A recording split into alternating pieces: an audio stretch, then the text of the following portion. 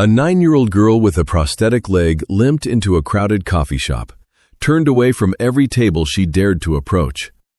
When she finally stopped in front of a quiet U.S. Marine and his canine dog, her voice trembled through the noise. "Can I sit here?" Everyone else had said no. What happened in the next few minutes would uncover a secret so dark it would change her life forever. Before we begin, tell us where you're watching from. And if this story moves you, subscribe for more stories of courage, faith, and unbreakable bonds. Your support truly means everything. Snow drifted sideways along Main Street, thin and relentless, turning Bozeman into a hushed gray corridor where sound felt muted and every breath carried the bite of winter. Lena Harper pushed the coffee shop door open with both hands, using her shoulder for leverage the way she'd learned to do since falling hurt too much to risk. She was 9 years old, small for her age, with narrow shoulders and a body that looked like it hadn't yet decided how to grow. Her brown hair was unevenly cut, strands brushing her cheeks and sticking out from beneath a faded pink knit hat. Her skin was pale, with the faint bluish tint of cold that no amount of gloves ever seemed to fix. Her left leg ended below the knee, replaced by a prosthetic that was clearly too stiff and too short, forcing her into an awkward, painful rhythm with every step. Each movement made her jaw tighten, but she didn't cry. She never cried in public anymore. The Copper Hearth Cafe smelled of roasted beans and warm bread, the kind of place where locals lingered without checking the time. Exposed brick walls held framed photographs of Bozeman from decades ago, and the mismatched wooden tables bore the small scars of daily life. Coffee rings, knife marks, initials carved and forgotten. On most mornings, the cafe hummed with quiet conversation and the scrape of chairs, but today, as Lena stepped inside, the sound dipped, not enough to be obvious, but enough for her to feel it. She scanned the room the way hunted animals do, eyes flicking from face to face, measuring safety in half seconds. She wasn't looking for kindness exactly. Kindness had disappointed her too many times. She was looking for permission. Somewhere to sit. Somewhere to rest the burning ache in her hip before it grew unbearable. She approached the first table, where a middle-aged couple sat close together, steam rising from their mugs. Before Lena could speak, the woman's smile stiffened. Her hand slid protectively around her cup, and she shook her head once, polite but firm. No. The man didn't even look up. Lena nodded as if she'd expected it, her shoulders drooping just slightly, then turned away. At the second table, 2 college-aged men leaned over laptops, earbuds dangling around their necks. They noticed her immediately, and then, just as quickly, pretended they hadn't. Their eyes glued themselves to screens, as if ignoring her would make her disappear. Lena stood there for a second longer than she should have, then moved on, her prosthetic clicking softly against the floor. By the time she reached the third table, a woman with a stroller and a toddler eating crumbs, her good leg was trembling. The woman frowned openly this time, pulling her child closer. "Where are your parents?" she asked, loud enough for others to hear. Not concern, suspicion. Lena's cheeks burned. She didn't answer. She simply turned and limped away, blinking fast. In the back corner of the cafe, half shadowed by a hanging industrial lamp, sat Staff Sergeant Daniel Cole. He was 38, tall even while seated, with a solid, compact build shaped by years of discipline rather than vanity. His face was angular, with a square jaw dusted in short, dark stubble that never quite grew into a beard. A thin scar ran from the edge of his right cheekbone down toward his jaw, old, clean, the kind that came from shrapnel or shattered concrete. His hair was cut short in a regulation style, dark with strands of gray at the temples that made him look older than he was. His eyes were a steady steel gray, the kind that noticed exits, hands, and movement without appearing to stare. Daniel wore a heavy olive green jacket over a plain black shirt, faded jeans, and scuffed boots still carrying traces of Montana snow. He sat straight-backed out of habit, one hand wrapped loosely around a mug of black coffee that had long since gone untouched. In front of him lay a paperback novel he hadn't turned a page of in 10 minutes. At his feet lay Rex. Rex was a 4-year-old German shepherd, large but lean, with a thick amber and black coat that caught the light when he moved. His ears stood erect, alert without aggression, and his dark eyes tracked the room with quiet intelligence. Trained as a military working dog, Rex had the stillness of something that knew exactly when to act and when not to. His posture was relaxed, but his awareness never dimmed. He lay partly beneath the table, positioned so his body formed a subtle barrier between Daniel and the rest of the cafe. Daniel noticed Lena the moment she entered. He didn't turn his head. He didn't need to. He saw the way she walked, the way her weight shifted unnaturally, the micro-pauses between steps that signaled pain. He saw the adults stiffen as she approached them, saw the familiar pattern of discomfort and avoidance. It was a pattern he'd seen before, in refugee camps overseas, in hospital corridors back home. People didn't like mirrors that reminded them of suffering they couldn't fix. When Lena reached his table, she stopped so close that Daniel could see the faint smudge of dirt on her cheek and the way her fingers curled inward, as if she were bracing herself. She said. Her voice was soft, almost swallowed by the ambient noise of the cafe. She cleared her throat and tried again. "Can I sit here?" Her eyes flicked briefly to Rex, then back to Daniel. There was fear there, but also something else. Hope she didn't fully trust. Daniel didn't hesitate. He nudged the chair across from him backward with the toe of his boot. The scrape echoed louder than it should have. "Yeah," he said simply. "You can sit." Lena froze for half a second, as if waiting for the word to be taken back. Then she moved. As she turned toward the chair, her prosthetic caught slightly on the uneven floor. Her balance wobbled. She pitched forward. Daniel was on his feet before the chair finished sliding. He caught her gently, one hand steadying her shoulder, the other bracing her elbow. His grip was firm but careful, the way you touch something fragile without making it feel weak. "You've got it," he said quietly. Rex rose immediately, stepping closer but not crowding, his body angled protectively. His ears lowered slightly, his head dipping in a calming gesture. He sniffed once, then sat beside the chair, solid and warm. Lena's breath came out in a shaky exhale. She nodded, embarrassed, and eased herself into the seat.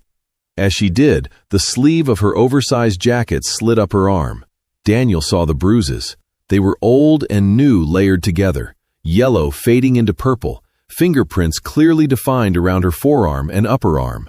Adult hands, gripping hard, too hard. Something cold settled in Daniel's chest. He returned to his seat slowly, keeping his expression neutral. Years in uniform had taught him that reactions could escalate situations before you were ready. But inside, something sharpened, focused, the way it always did when he recognized a threat.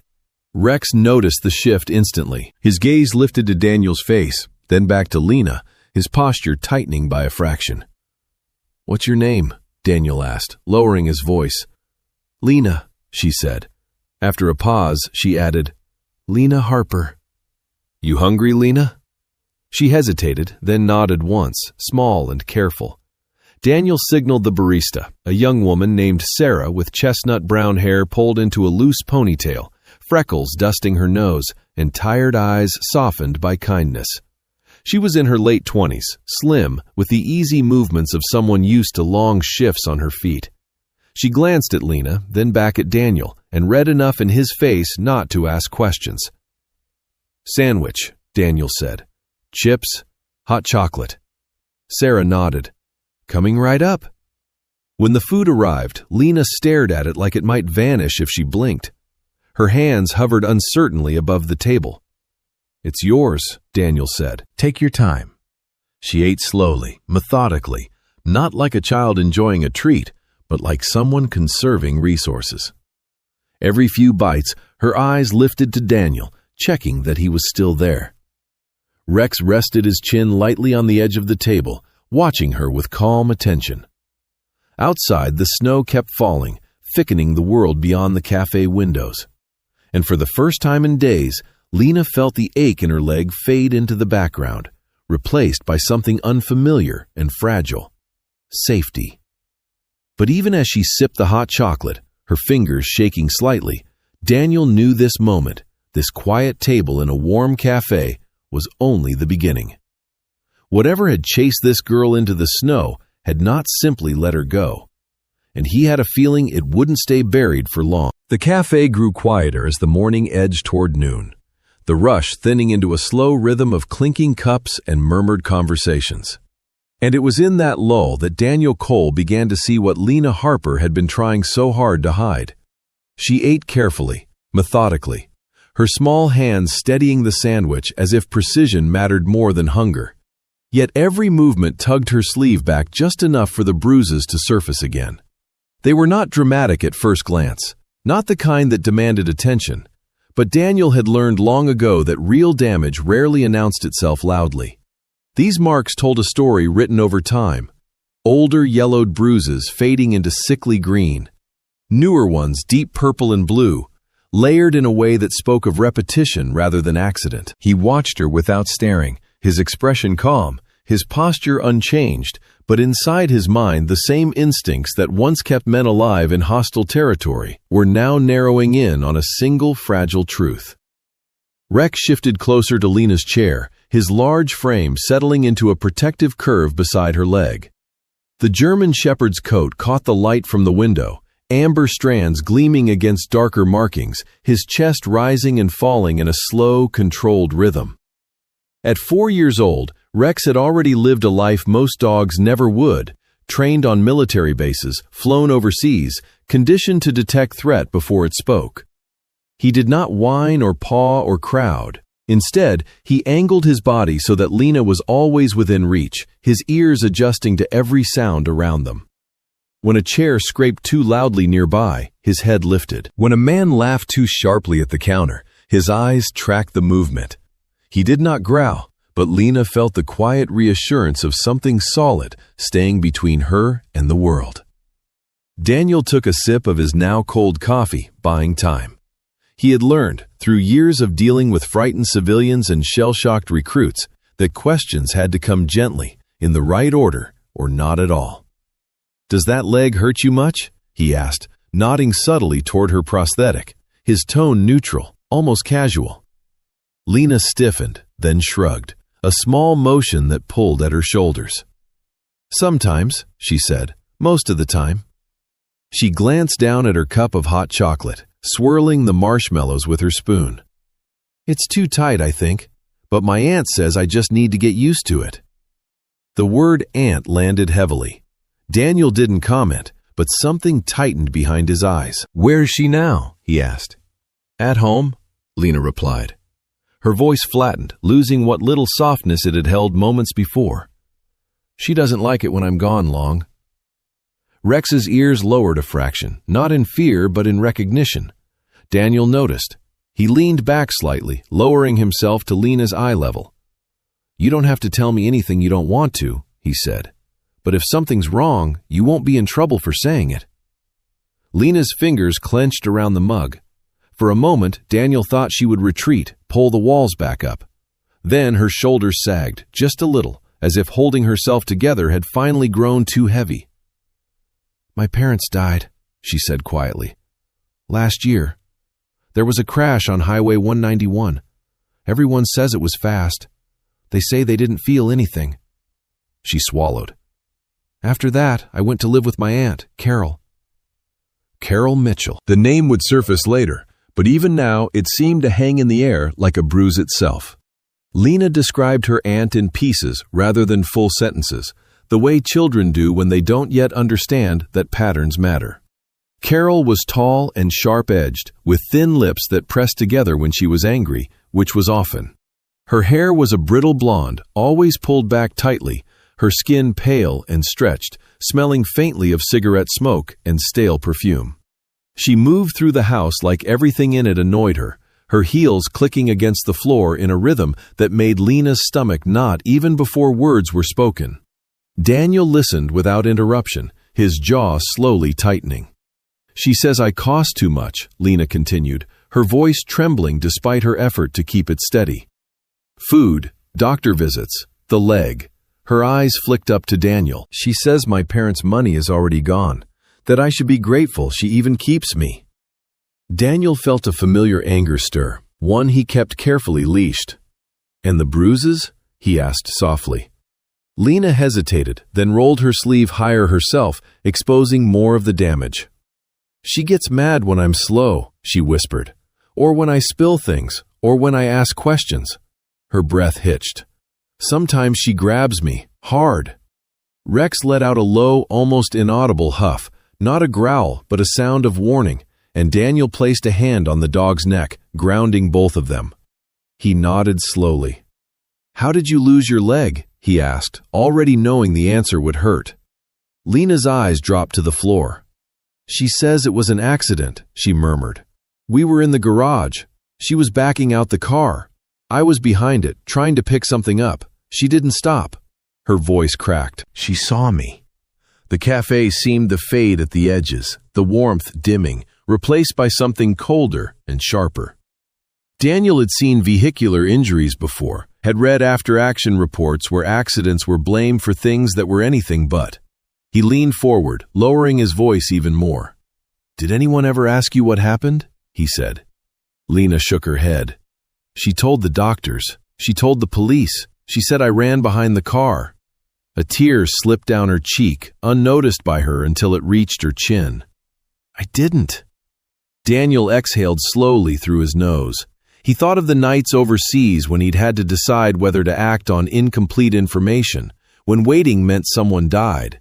This was different, but the weight of responsibility felt eerily familiar. "Lena," he said, his tone steady but firm, "has she ever talked about money in front of you?" Lena nodded. "I heard her on the phone last week.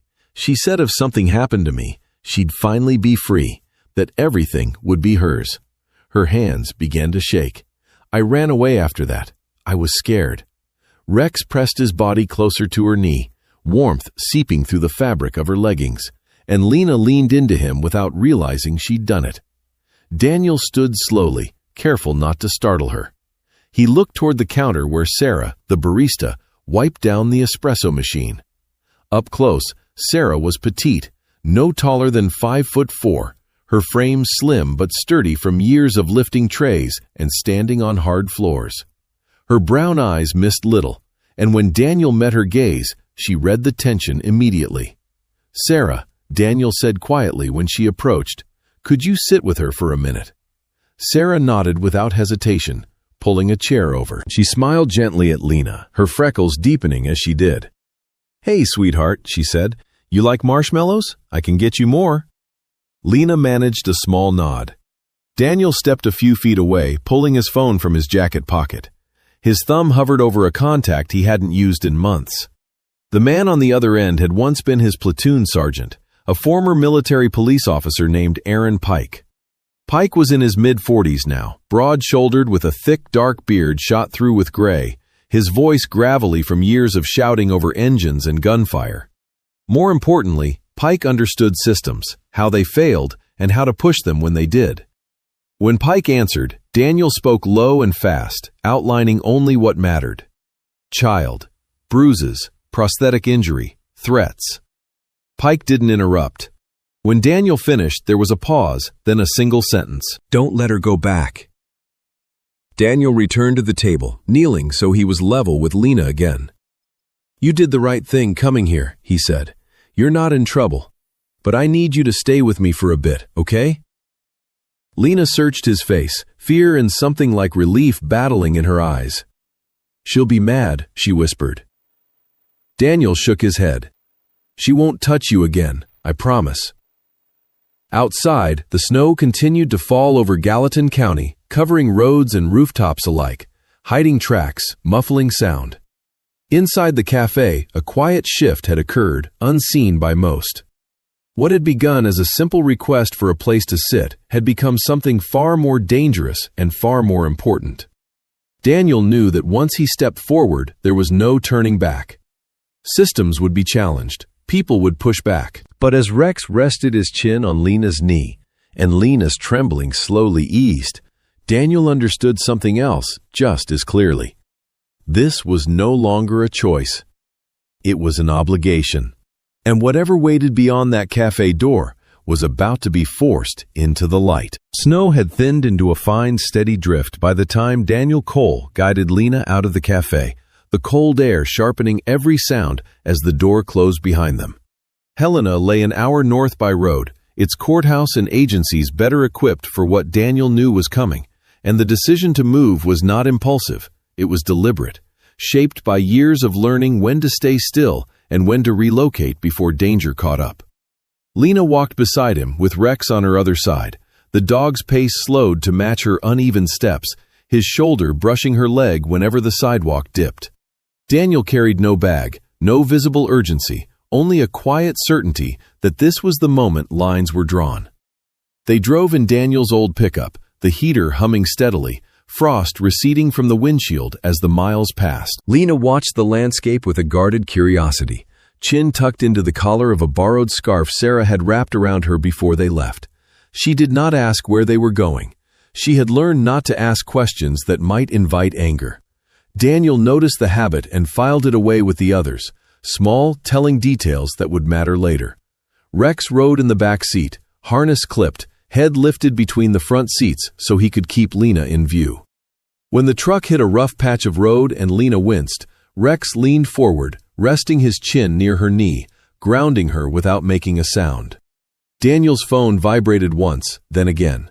He ignored it until they crossed the county line, then pulled into a quiet turnout and answered. Aaron Pike's voice came through low and controlled, the cadence of a man who had learned to speak precisely because imprecision got people hurt. Pike was 46 now, broad and compact, with a permanent squint from too many bright days on ranges and roads. His beard was trimmed close, peppered with gray, and he wore his past like a tool rather than a wound.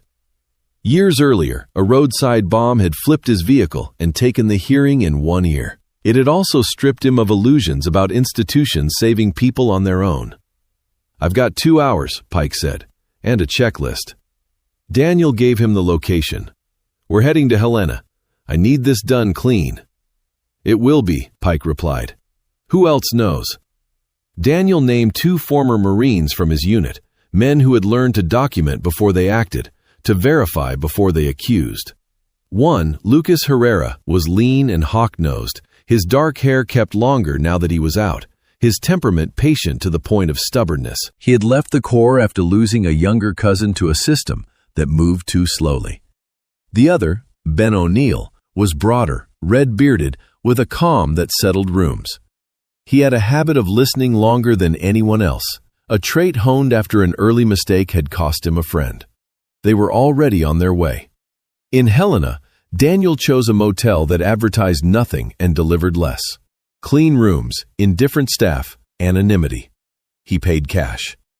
Lena stood close to Rex as they waited, her eyes tracking every movement in the lobby, her shoulders tight. The clerk barely looked up.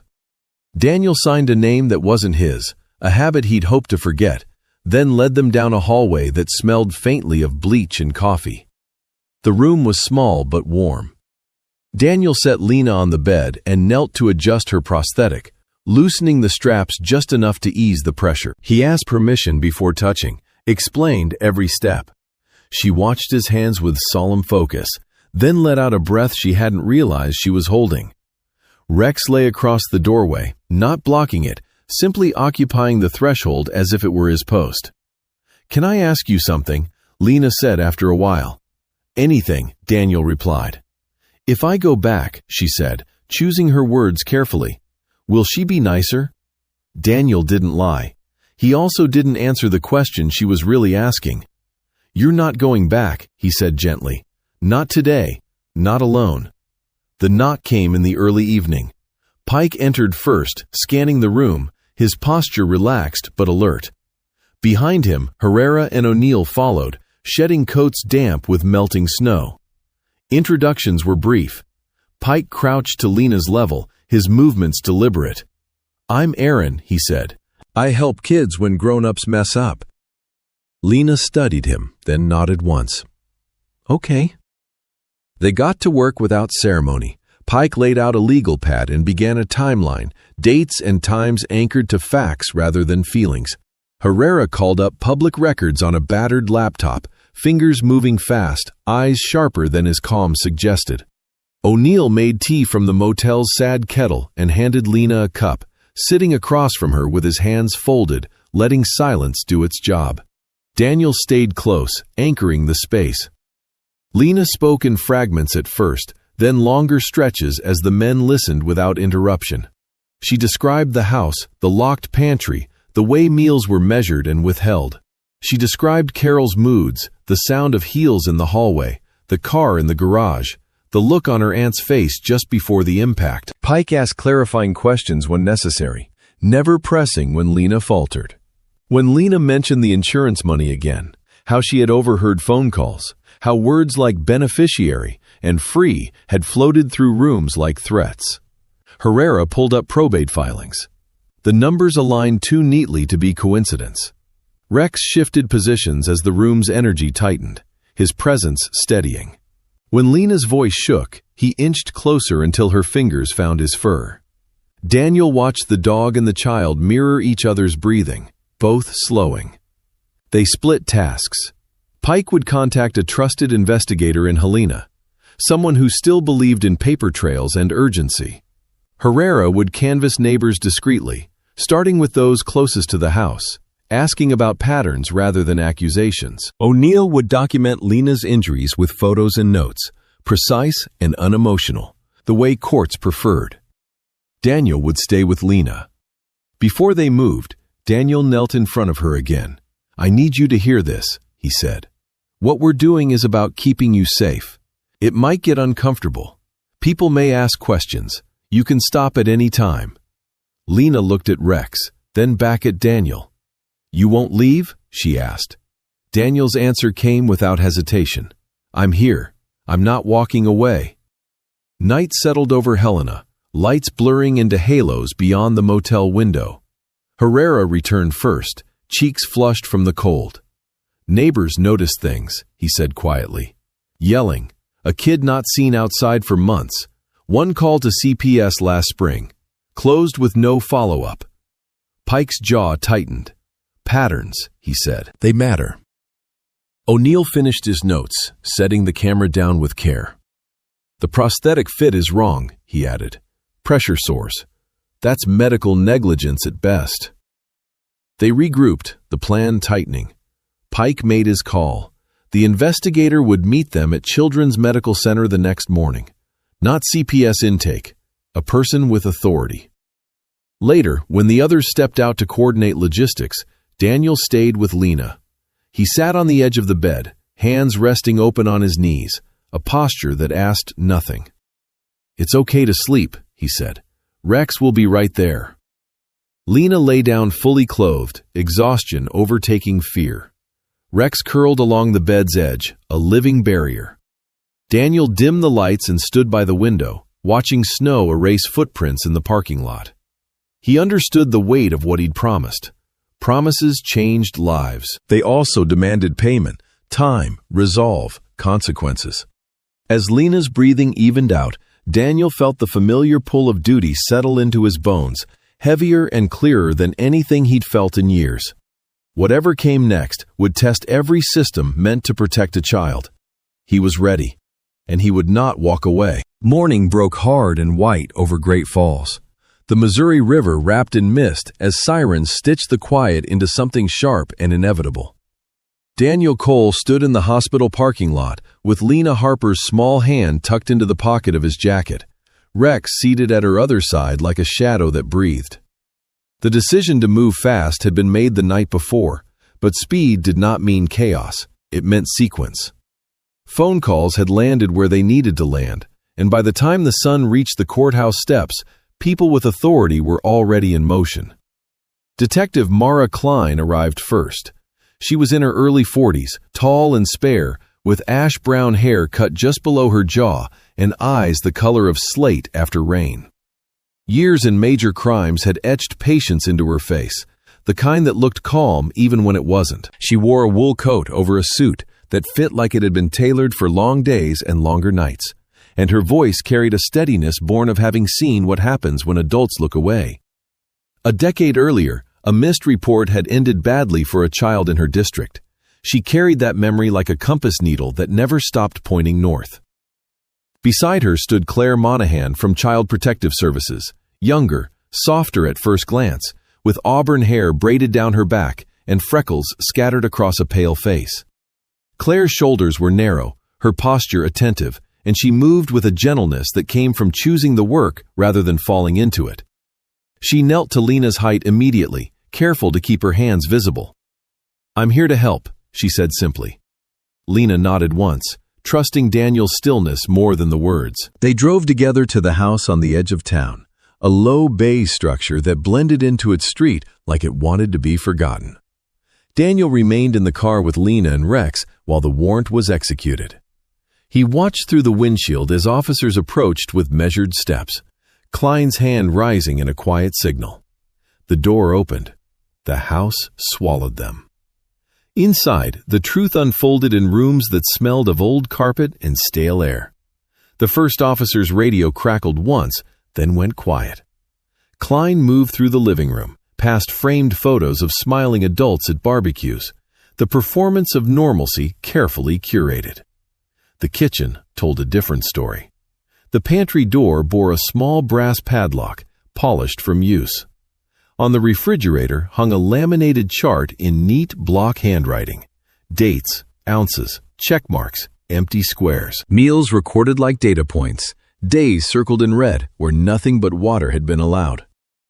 Klein closed her eyes for a beat, then photographed everything. The hallway narrowed toward a door at the end.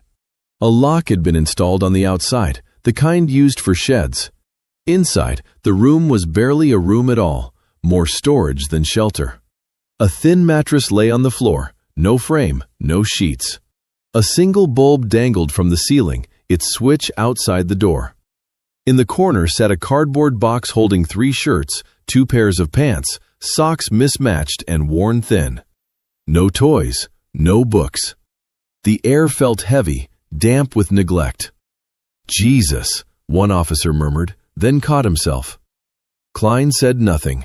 She didn't have to. The evidence spoke with a clarity that made arguments unnecessary. Carol Mitchell was found in the garage, her blonde hair pulled tight, her face pinched with irritation that flickered into confusion when she saw the badges. She was in her late 30s, tall and angular, her movements sharp as if the world owed her something it hadn't delivered. When they read her rights, she protested with practiced indignation, her voice slipping into the concerned guardian register that had likely worked before. It didn't work now.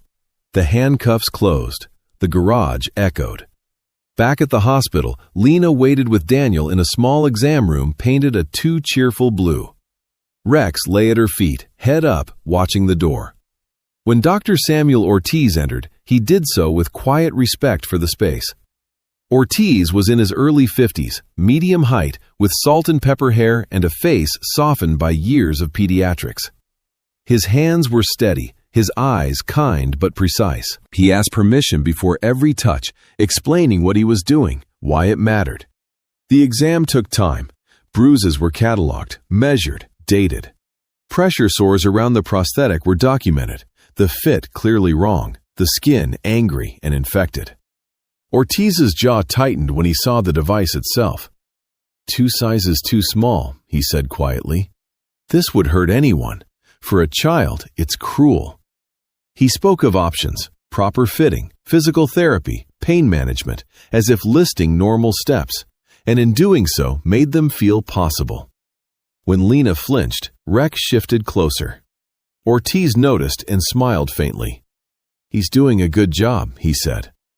Daniel nodded, hand resting briefly on the dog's collar. Down the hall, Klein and Monahan met with Pike and the team. Herrera had already delivered neighbors' statements. Raised voices heard late at night. A child never seen outside. A call to CPS months ago that had gone nowhere.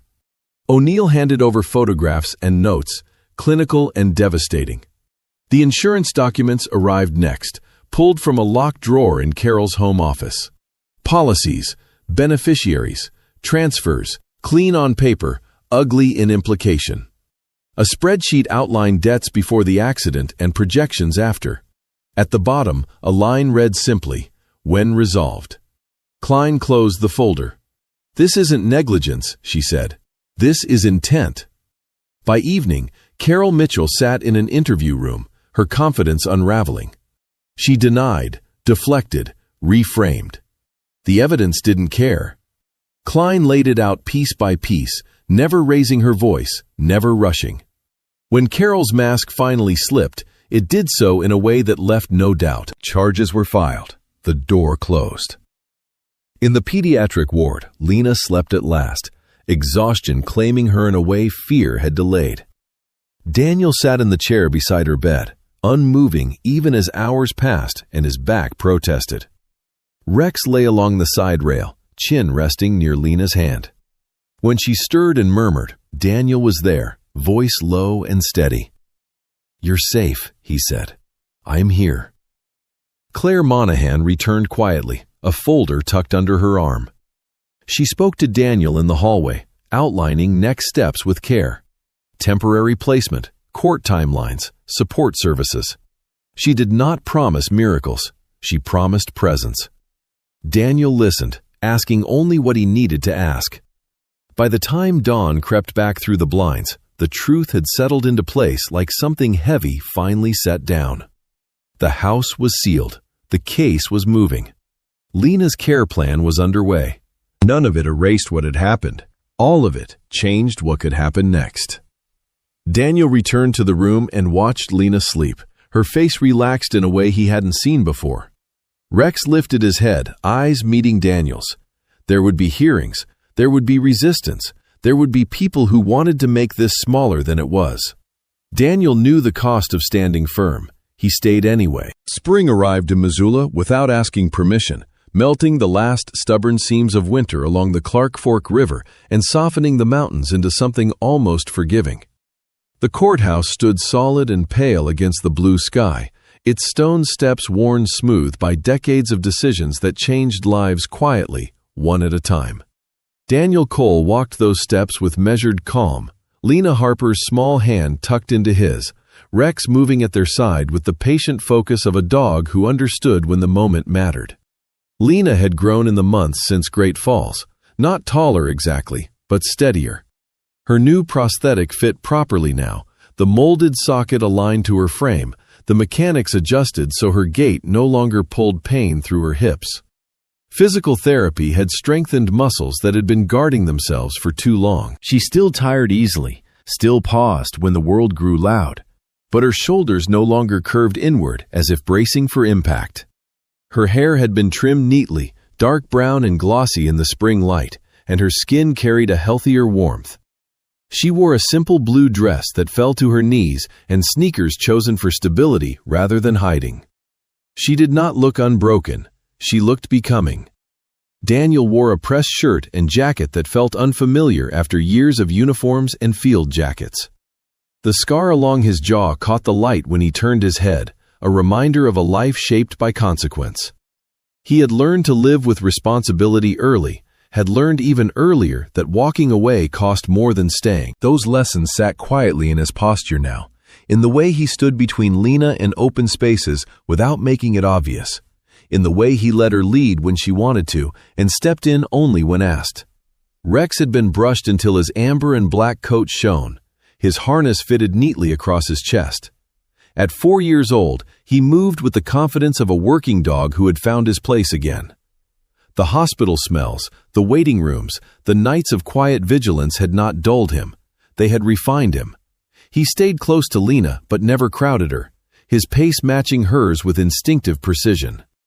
Inside the courtroom, Judge Patricia Chen sat with composed attentiveness, her silver-streaked hair pulled back, her glasses perched low as she reviewed the file.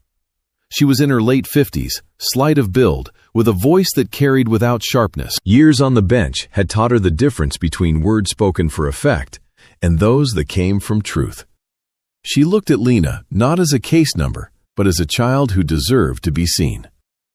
"Lena," Judge Chen said gently, leaning forward. "You've heard everyone today. You know what this means. Where do you feel safest?" The room held its breath. Daniel felt Lena's fingers tighten around his, not in fear, but resolve. She looked up at him once, searching his face the way she always did before trusting the ground beneath her feet. Then she turned back to the judge. "With him," she said, her voice clear. "And Rex." Judge Chen smiled, a small curve of relief that did not compromise her authority. "Mr. Cole," she said, "this isn't temporary. This is responsibility. Do you understand that?" Daniel met her gaze. "Yes, Your Honor, I understand." "And you want it?" "I do." The gavel came down softly. The words that followed were procedural, but their weight landed anyway. Guardianship granted. Permanence acknowledged. When the hearing concluded, Lena exhaled as if she had been holding her breath for years. They stepped back into the sunlight, the courthouse doors closing behind them on a chapter that would not be reopened. Outside, Claire Monahan waited with a quiet smile, her auburn braid resting over one shoulder. She had changed too over the months, lines of concern easing as progress replaced uncertainty. She handed Daniel a folder, schedules, contacts, next steps, then knelt to Lena's height. "You did great," she said. Lena nodded, then surprised everyone by hugging her. Claire laughed softly, eyes bright. Life settled into routines that were new and unfamiliar, but welcome. Daniel's house on the edge of town was modest, a single-story place with a yard that backed into open space. He let Lena choose her room. She picked the one with the morning light. They painted the walls together, Rex supervising from the doorway, tail thumping approval. Daniel learned how to pack lunches that didn't feel like obligations, learned the rhythm of school drop-offs and therapy appointments, learned that silence could be comfortable when it wasn't enforced. Neighbors noticed. Some were curious, some cautious.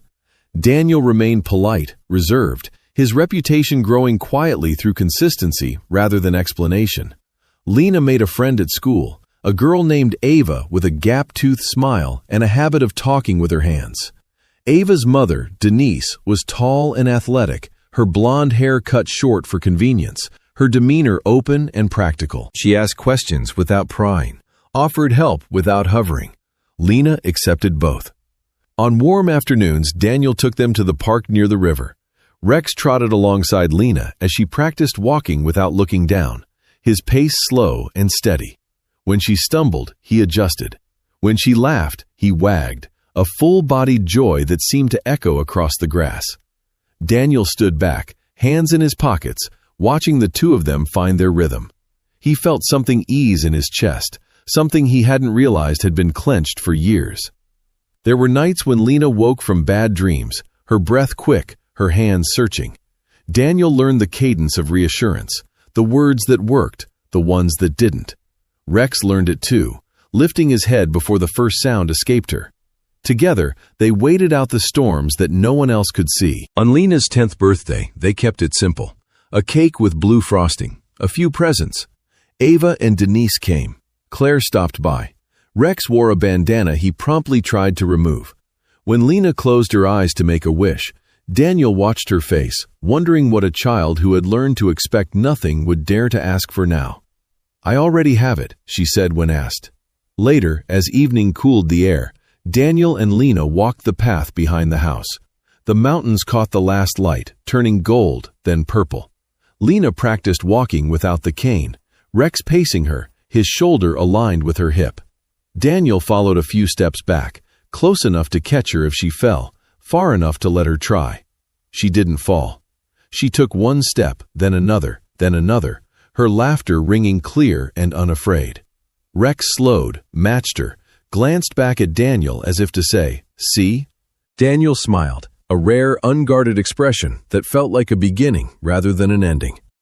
They stopped at the fence line where the land opened wide. Lena leaned against Rex, scratching behind his ears. Daniel stood behind them, the weight of responsibility settling into something like purpose. They weren't running anymore. They were home. Sometimes the miracles we pray for don't arrive as thunder or light from the sky. They come quietly, wearing the shape of ordinary people who choose not to look away. God works through hands that stay when leaving would be easier, through hearts that listen when silence would be safer, through love that shows up again and again without asking for applause. In everyday life, we pass moments like this more often than we realize. A child needing protection, a stranger needing courage, a choice that seems small but carries eternal weight. Faith is not only found in churches or prayers spoken aloud. It lives in the decisions we make when no one is watching, when doing the right thing costs us something. If this story touched your heart, take a moment to share it with someone who might need hope today. Leave a comment and tell us where you're watching from and what this story made you feel. And if you believe even a little in quiet miracles and second chances, please subscribe to the channel so these stories can continue reaching those who need them. May God bless you, protect you, and walk beside you in your daily life. May He place the right people in your path, and may you have the courage to become a miracle for someone.